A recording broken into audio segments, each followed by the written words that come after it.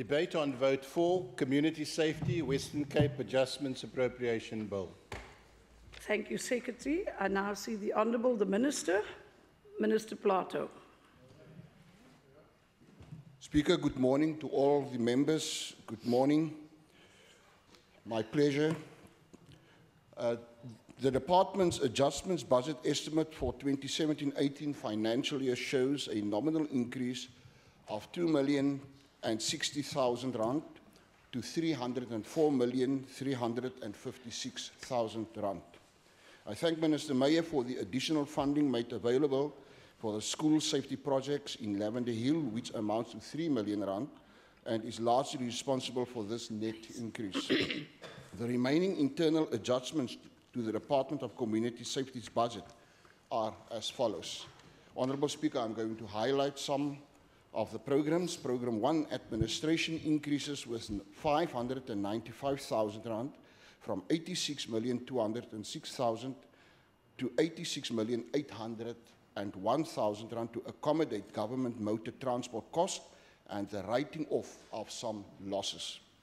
Program 2, civilian oversight, sees a decrease from R70 million and 81,000 to R69,213,000. The decrease is attributed to a return of funding to Provincial Treasury in respect of compensation of employees, as well as rollover funding for the after-school game changer and shifting of funds to Program 1 for operational needs. Program 3, provincial policing functions, sees an increase of R2,333,000 to R48,387,000. The shift in funding in Program 3 is largely attributed to the additional funding received for the Lavender Hill School Safety Project, as well as the increase in funding made available to the Youth Safety and Religious Partnership Program, which now totals R4,477,000 for 2017-18 financial year. Program 4, security risk management, is not affected by the appropriation budget this year, and its budget remains at R99,995,000. Honourable Speaker, school safety remains a priority for the department, and we continue to partner with safety role players to develop interventions which could lead to the improvement of safety at schools. We envisage targeted interventions which will include the creation of what we call safe zones in and around 14 high-risk schools, of which 4 will focus on the Steenberg area. This is done in cooperation with partners such as the City of Cape Town, our neighbourhood watches, our walking buses, and our community policing forums. And it involves the proposed development of deployment of 20 safety resource and law enforcement officers. Safe zones will be created around 5 schools in Lavender Hill from the 1st of February 2018 and could double as the safe facility to be utilized also by our emergency services personnel. The 14 high-risk schools was identified jointly with the South African Police. As we make progress, this model will be rolled out to other at-risk schools as well. Safety in and around schools, Honourable Speaker, cannot be left for the police and the Department of Education alone. Parents that have children at a particular school and the community around the school must play a much bigger role to help keep the environment of the school safe. I am happy to see that a partnership with the Department of Health to improve the safety of EMS staff are making good progress and look forward to the development of the safe zones going forward. I thank Ministers Mbombwe and Schaefer for their cooperation. I welcome the R1 million announcement by Minister Meyer for a safety summit and R1.5 million towards crime strategy development in the 2018-19 financial year. Honourable Speaker, a partnership which the department continues to nurture and expand is that formed in the Khayelitsha Priorities Committee. Established in 2014, at the conclusion of the Khayelitsha Commission of Inquiry to oversee the implementation of all the recommendations contained in the report. The department has allocated 1.7 million rand of funding to support community-based safety initiatives proposed by its 5 sub-forums.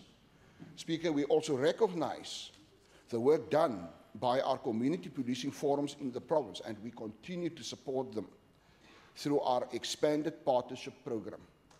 A budget of 1.3 million rand have been made available to our community policing forums. The department's community-based outreach activities are showing good results, especially those that focus on the safety and development of our youth. One particular safety-related program, the walking bus, aims to help create a safer walking commute for learners in communities through the proactive mobilization of safety volunteers. Since the launch of the walking bus initiative in 2016, 68 walking buses has been established, operating at more than 180 participating schools in more than 23 vulnerable communities. The project won gold in the 2017 Service Excellence Awards for the best implemented program. Honourable Speaker, the Youth Safety and Religious Partnership Program sees the department partner with the religious fraternity in the province to help create safer alternatives for our youth in the province during school holidays, even this one, the December-January holiday period, by means of development and recreational programs in those communities. The additional funding received during this appropriation sees a budget of 2.4 million rand being made available for the December 2017, January 2018 festive season holiday, school holiday programs. Our partnership with Northlink College, reaching out to youth to make use of existing bursary opportunities towards furthering their education, has seen more than 1,000 plus applications submitted to Northlink for this financial period. Most of these youth is from our most impoverished communities in the Western Cape. These are our programs and projects to help create safer communities. I want to urge, Honourable Speaker, the police and our police intelligence to do more to find the illegal guns and drugs that is wreaking havoc in many of our communities. When will the so many top drug lords and gang bosses see their day in court while they are walking freely around in our communities and continue to create havoc? For 16 days of activism this year, the Department of Community Safety is encouraging those who are suffering from abuse and those who know of abuse taking place to break the silence around violence and abuse in our communities with a theme. And there is many other themes, Speaker, as well. And I applaud those themes and I agree with them. Our theme is Speak Out, Be the Voice of Courage.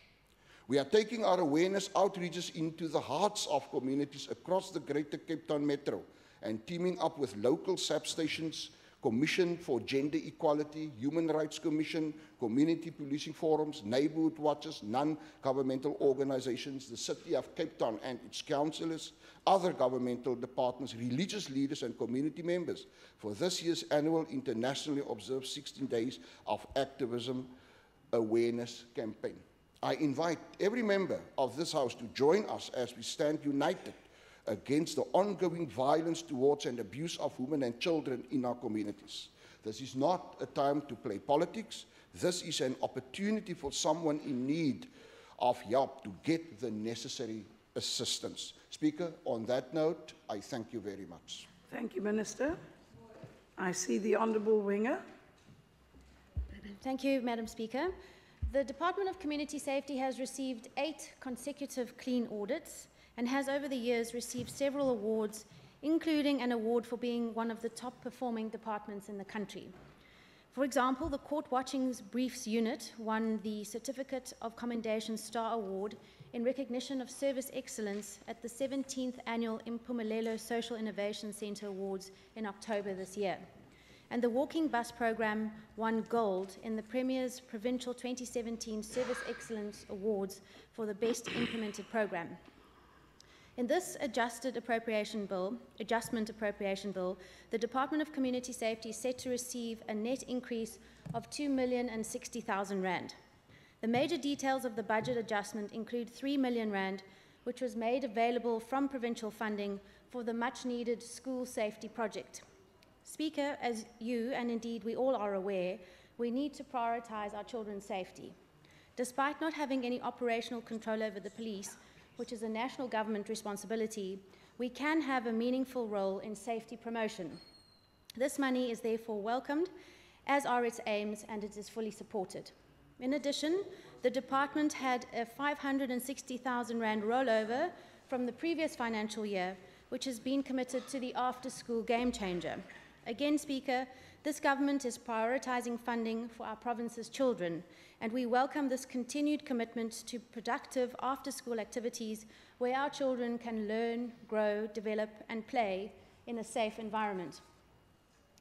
And these should not be seen in isolation from the other projects which in similar ways aim to keep our children safe, such as the School Walking Bus Project and the Youth Safety and Religious Leaders Partnership, which will receive R571,000, which is shifted to NGOs and religious fraternities, which will help run this project and keep children safe during the school holidays, such as the ones coming up shortly. The Walking Bus initiative has expanded to over 40 communities in 2016. It aims to create a safe and supervised route for learners to and from school every day with the commitment and involvement of communities. The communities play a central part in the creation of safer environments. The safety of all our learners is crucial to ensuring that they are granted the opportunity and space to receive a quality education, and in doing so, ensuring that our country has a far brighter future. But it's not all good news. Given the tough economic climate and lackluster growth, our national revenue is declining, and it simply means that provinces such as ours are impacted negatively by poor national government planning and policy implementation when it comes to growth and job creation. The Department of Community Safety needed to surrender R1.5 million to the Provincial Revenue Fund. It is the tightening of the belt further and further to fund critical service delivery when funds are in short supply, because the national government has put diesel in the unleaded petrol engine of our economy. Yes. In these tough times, difficult decisions need to be made, and a laser-like focus can make the difference. This bare-bones budget is a reflection of these efforts. In light of severe budget constraints, the Department of Community Safety has to be committed to finding cost-efficient ways of reducing incidents of crime and increasing safety. The whole-of-society approach to safety adopted by this department, along with residents in the province, work better together, as many crime prevention strategies are only successful with community participation. I wish to thank Minister Plato for his leadership of the department. I also thank Mr. Morris and his team for having appeared before our committee on numerous occasions during the year and for their transparency. I further wish to thank the standing committee members for their productive participation and constructive engagements. I also thank the parliamentary staff, specifically Mr. Matthews, Ms. Burgess and Mr. Dasa, for their professionalism and assistance throughout the year past. Madam Speaker, in conclusion, this budget adjustment 2017 for the Department of Community Safety is supported by the Democratic Alliance. Thank you. And I now see the Honourable Diana. Thank you, Speaker. It is only over a month since the failures of the department to ensure community safe were laid in Marikana informal settlements. The response of this department, even though it was late, was welcomed by the community. For once, it tried to fulfill its mandate. It promised to invest in crime fighting at community level. This budget adjustment for community safety is a shame on the name of the DA and its government led by DA. This small budget is increased by only R2 million. and most of the movements will go to the excessive office of the Provincial Police Ombudsman, a post box for complaints to the police and its existing structures. It is the same Ombudsman that spent 10 million rand in the previous financial year and only referred a single complaint to SEP's structures. Interesting too is that the civilian oversight budget is reduced. One can only wonder why. The real disaster in the Western Cape is the daily killings and piling up of bodies in the ongoing drug and gang war in the province. Even the killings of our children at schools are on the rise, and this government first wants to talk about it before instituting a proper and scientific probe to get to the bottom of this massacre. The DA just does not care one bit. But the DA plays fiddle while the Cape burns, and the slaughtering of our children and people continues at an alarming rate. Perhaps the DA is scared it will be exposed for not playing its part at local government and development planning level, where the absence or insufficient infrastructure and other problems will be laid bare for all to see. It is like the Honorable Premier Helen Zille's Khayelitsha Commission that uncovered the city and provincial governments more than any other institute. Even now, we still wait for the province to fully implement the recommendations from that time-consuming and ultra-expensive grandstanding exercise. There is also a big question mark hanging over provision for money to community police forums for the expanded partnership program. Is it because this department did not train and popularize this program with CPFs, unlike the extensive preferential training and assistance to these departments' pet neighboring watches? The result is that R250,000 rand was not used and is now shifted away from poor communities that need it most. Where does the other money go to? More computers, donations, or more money for non-profit organizations? Vehicles, leave payments, losses that need to be written off. The elusive so-called game changers, and of course also more than R1.5 million extra for community outreach programs. These so-called public participation engagements are just a veil to hide party political activity in the year before the next election. It is about DA trickeries and mischiefs to popularize the DA and its lame duck leaders. Actually, the Honorable MEC Dan Plato should not embark on outreach programs. For every time he visits an area, the violence and killings intensifies within a few days, if not hours. It is clear this DA-led government is not serious with community safety.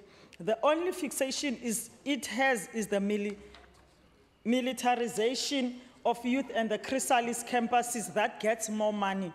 It smacks of cadets and conscription by the apartheid regime, which was founded on the Nazi model of youth indoctrination. I thank you. Thank you. Welcome back, Honourable Christians. I recognize you. Good to have you. Thank you, Speaker. Thank you, Speaker. I don't know how many times must we debate this. Does the ANC understand the mandate of this department? They do not, clearly do not. Clearly do not. Because this budget is directed to look at high-risk areas and also school safety. We complain about school safety and we complain about the Lavendale, the violence, and when money is directed to those areas that's mostly affected, the ANC objects. So Speaker, we support this budget and we want to say thank you for the Minister and his department for allocating and seeing where the most needs are. And we want to compliment.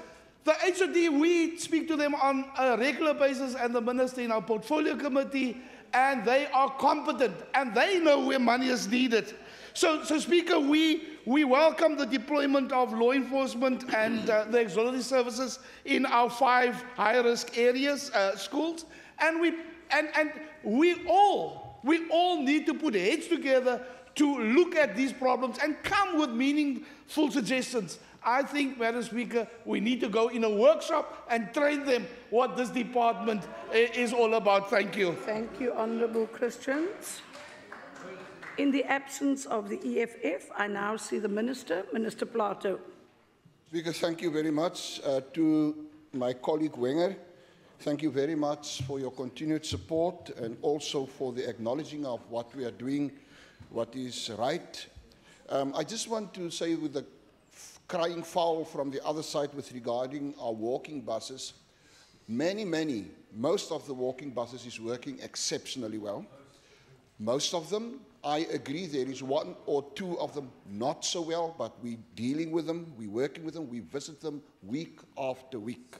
It's one of the highlights of the Department of Community Safety, and support them because many of them is not even members of the Democratic Alliance, it's some of your members as well. And when you slam the walking buses, you actually slam your own members. That is what they are saying in the communities. No support from your side, because it's also your support-based children that is going to the vulnerable schools that must duck and dive the guns out there. So you criticize actually your own people as well. So continue to do that. Then to Honourable Diana, look, on the one hand, you say thank you for our interventions in Marikana, and on the other hand, you slam us for our interventions. So that is hypocritical. You don't know what you are trying to say.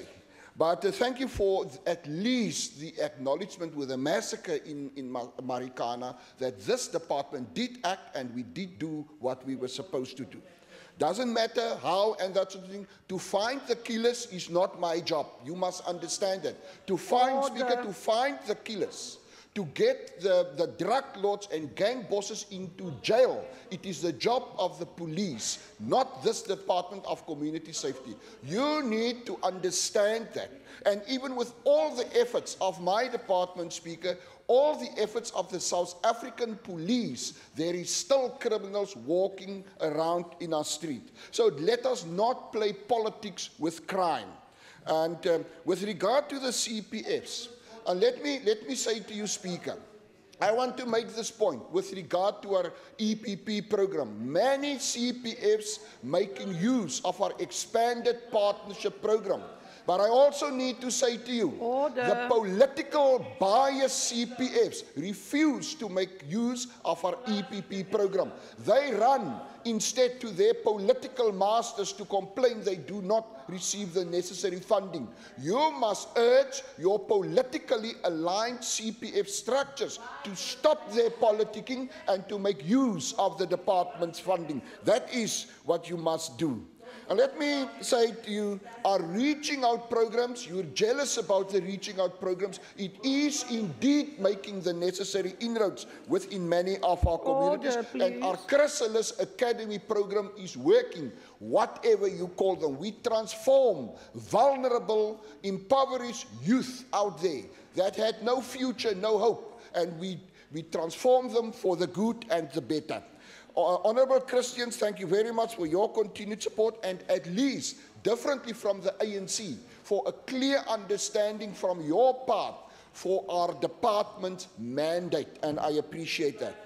I want to finally say to my staff, the whole Department of Community staff, from the HOD down to my office staff as well, thank you very, very much for a good relationship in the department, and thank them very, very much for what they have done for giving this department a very good name, and with regard to all the accolades we receive year after year. Thank you. Thank you, Minister Plato. That concludes the debate on this vote. But before we